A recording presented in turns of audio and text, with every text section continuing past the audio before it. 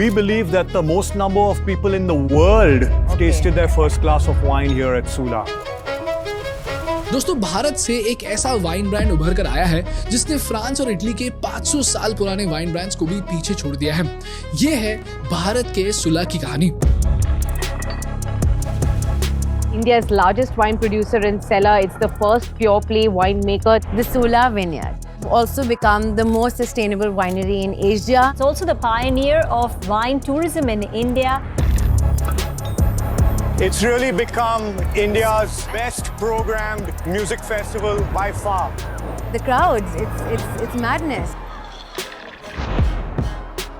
दोस्तों, भारत में डियाजियो और सीग्रम जैसे बड़े बड़े प्लेयर्स हैं जिनके पास सदियों की लेगेसी, ग्लोबल डिस्ट्रीब्यूशन और करोड़ों का मार्केटिंग बजट था। लेकिन सुला ने इंडियन मार्केट को ऐसा डोमिनेट किया है कि आज Sula makes more money than all its competitors combined. It's the largest wine producer in India with a 65% market share. We are already very much the leaders in the market. Exports to over 30 countries worldwide.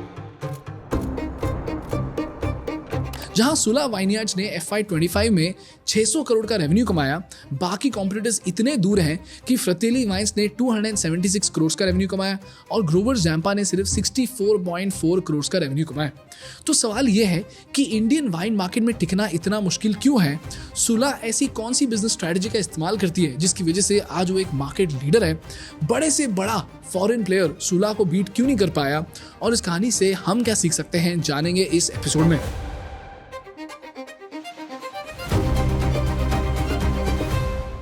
दोस्तों, ये channel ज़ेरोदा और think school का एक joint initiative है जिसके माध्यम से हम भारत को वर्ल्ड क्लास बिजनेस एजुकेशन देना चाहते हैं। तो अगर आप भी बिजनेस सीखना चाहते हो तो प्लीज़ इस चैनल को सब्सक्राइब करो। आपके लिए तो ये फ्री है, लेकिन हमारे लिए ये बहुत बहुत ज़रूरी है। दोस्तों, ये कहानी शुरू होती है 1990s में। तब सुला के फाउंडर राजीव सामंत कैलिफोर्निया में एक इंजीनियर थे और सिलिकॉन वैली में फाइनेंस मैनेजर की पोजीशन पर थे। और वहां उन्होंने 3 अद्भुत चीजें देखी।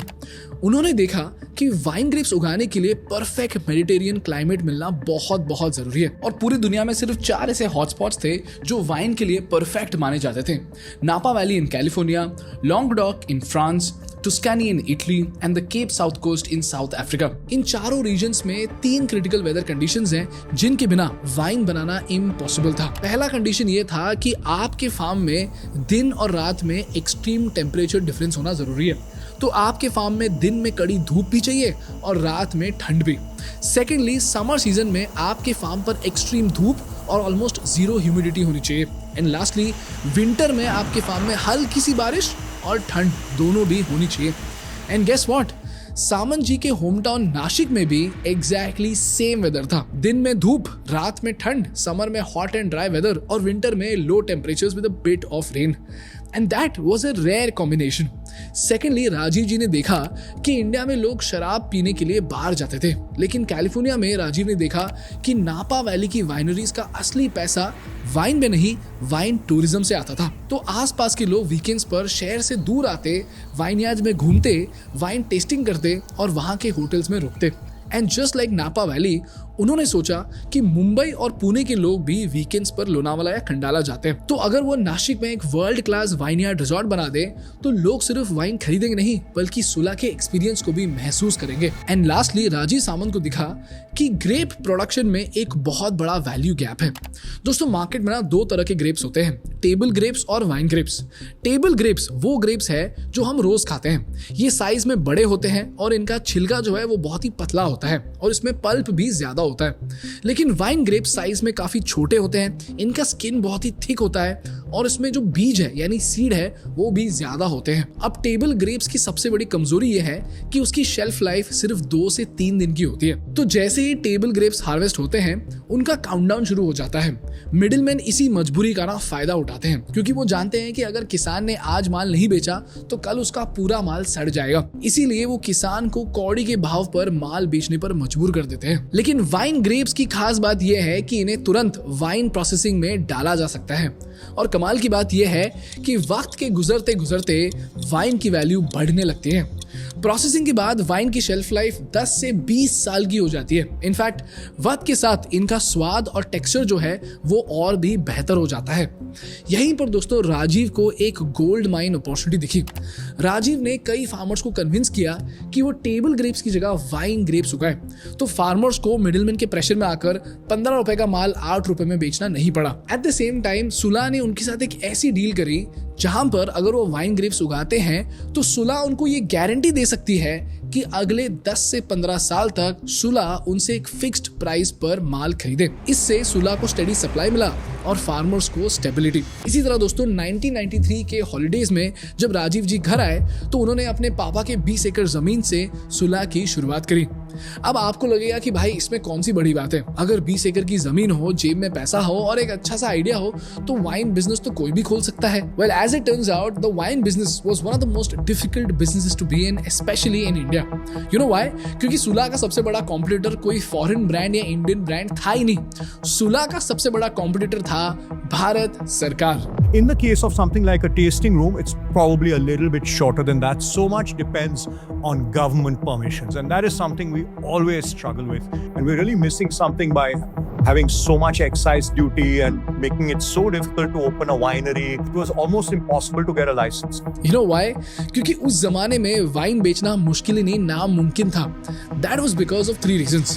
Firstly, गवर्नमेंट वाइन को अल्कोहल की कैटेगरी में रखती थी। इसका मतलब था कि सुला की हर बॉटल पर 100% का टैक्स लगता था। तो 1000 रुपए की सुला की वाइन मार्केट में आपको मिलती 2000 रुपए में। सेकेंडली, इंडिया में वाइन का लाइसेंस मिलना ऑलमोस्ट इम्पॉसिबल था और इस सेक्टर में फॉरेन डायरेक्ट इन्वेस्टमेंट भी बिल्कुल अलाउड नहीं था। यानी कोई भी बाहर की कंपनी या बड़ा इन्वेस्टर इंडिया में पैसा नहीं लगा सकता। एंड थर्डली, इंडिया में हर स्टेट का अपना अलग अलग नियम था, जिससे वाइन को एक स्टेट से दूसरे स्टेट में बेचने के लिए आपको 100 से 150% का टैक्स देना पड़ता था।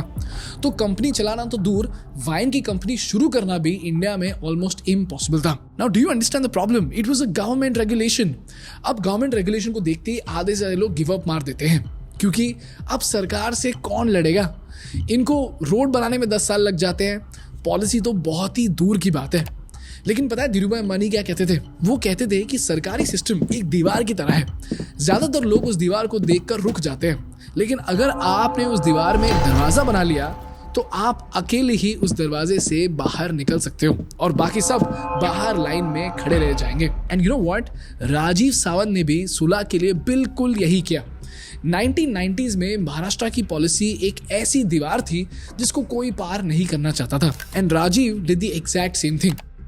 वो ब्यूरोक्रेट्स और पॉलिटिशियन के ऑफिस के चक्कर काटने लगे और उन्होंने एक ऐसा पिच दिया जिसकी वजह से इंडियन पॉलिटिशियंस उनकी बात मानने लगे। तो सवाल ये है कि राजीव जी ने ऐसा क्या बोल दिया?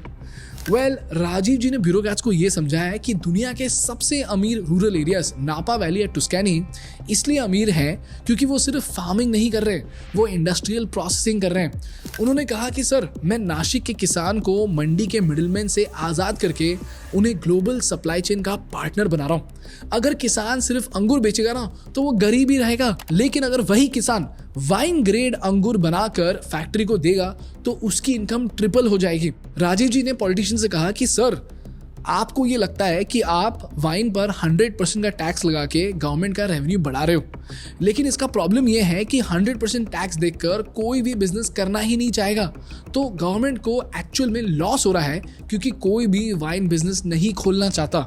लेकिन अगर ये टैक्स 0 कर दिया जाए तो ये पूरी इंडस्ट्री 100x ग्रो कर सकती है।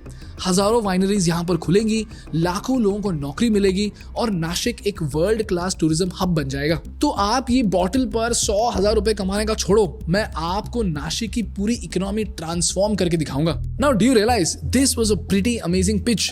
राजीव जी ने बेसिकली पॉलिटिशियंस को ये बोला कि सर, वाइन पर टैक्स लगाना शराब पर टैक्स लगाना नहीं है, किसान की मेहनत पर टैक्स लगाना है। And that is the reason why सरकार ने राजीव की बात मान ली, क्योंकि वहां पे जितने भी सारे लोग थे they were nothing but the vote bank for these politicians.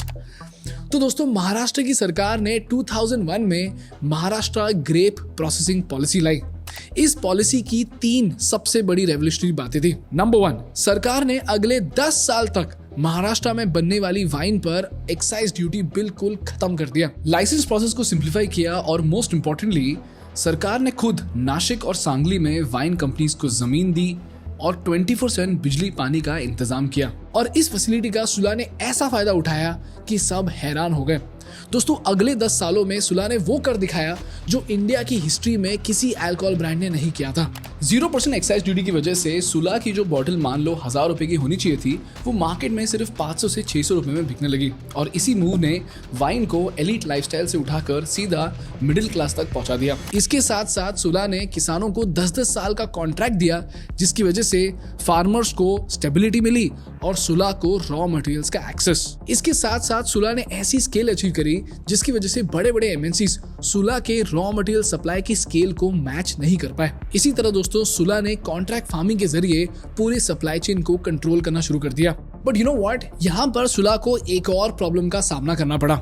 India में अल्कोहल को मार्केट करना इलीगल था, तो इसको राजीव जी ने इतने जीनियस तरीके से सॉल्व किया कि आप हैरान हो जाओगे। यहाँ राजीव ने ऐसा दिमाग लगाया कि जहाँ बाकी ब्रांड्स को कस्टमर को ढूंढने के लिए करोड़ों रुपए खर्च करने पड़ते हैं, वहीं सुला ने एक ऐसा इकोसिस्टम बनाया जहाँ कस्टमर खुद चलकर सुला को पैसे देने लगा। ये हो पाया बिकॉज राजीव ने नासिक के बीचों बीच बनाया एक वर्ल्ड क्लास रिजॉर्ट, जिसे आज लोग सुला वाइनयार्ड्स के नाम से जानते हैं। Welcome to Sula Vineyards. आज सुला विनयार्ड्स है वाइन कैपिटल ऑफ इंडिया। ये सिर्फ एक विनयार्ड नहीं है, यहीं से लाखों हिंदुस्तानियों ने अपनी लाइफ में पहली बार वाइन को टेस्ट किया। इस एक रिजॉर्ट में साल के 3.5 लाख विजिटर्स आते हैं और ये लोग पैसे दे के सुला वाइन्स को एक्सपीरियंस करते हैं। यही है दोस्तों सुला की customer acquisition strategy, and that is how सुला डजंट जस्ट एक्वायर कंज्यूमर्स, सुला एक्वायर्स लॉयलिस्ट। ऐसे लॉयलिस्ट जो बहुत ही पैशनेटली सुला के बारे में बात करते हैं और सुला वाइन्स को लेकर नॉलेज रखते हैं। और जब आप किसी चीज को, खास करके किसी ड्रिंक को लेकर पैशनेट हो जाते हो, तो वो आपकी फेवरेट ड्रिंक बन जाती है। एंड दैट इज हाउ सुला became a legendary brand in India. तो अब सवाल ये है कि कोई भी फॉरेन या डोमेस्टिक प्लेयर सुला को इंडिया में बीट क्यों नहीं कर पाया? Well that is because of 3 barriers to entry. Firstly 2026 के पहले फॉरेन वाइन्स पर 150% का टैक्स लगता था। सेकेंडली कोई भी डोमेस्टिक प्लेयर को सुला के कॉन्ट्रैक्ट फार्मिंग की स्केल को अचीव करना होगा, जो कि नेक्स्ट टू इम्पॉसिबल है। एंड लास्टली वाइन बनाने के लिए जो वेदर चाहिए होता है वो इंडिया में बहुत ही कम रीजन्स में अवेलेबल है। इसीलिए ये स्कैर्सिटी अपने आप में सुला की स्ट्रेंथ बन जाती है। ये है दोस्तों इस इंडस्ट्री के बैरियर्स टू एंट्री, जिसकी वजह से आज सुला इंडिया का अनडिस्प्यूटेड वाइन किंग बन चुका है। And that is the story of Sula. That's all from my side today guys. अगर आपको इस वीडियो से कुछ सीखने को मिला तो प्लीज इस वीडियो को लाइक कीजिए और इसी तरह बिजनेस और जियोपॉलिटिकल केस स्टडीज के लिए हमारे चैनल को सब्सक्राइब कीजिए। आपके लिए तो ये फ्री है, लेकिन हमारे लिए ये बहुत बहुत जरूरी है। Thank you so much for watching. I will see you in the next one. Bye bye.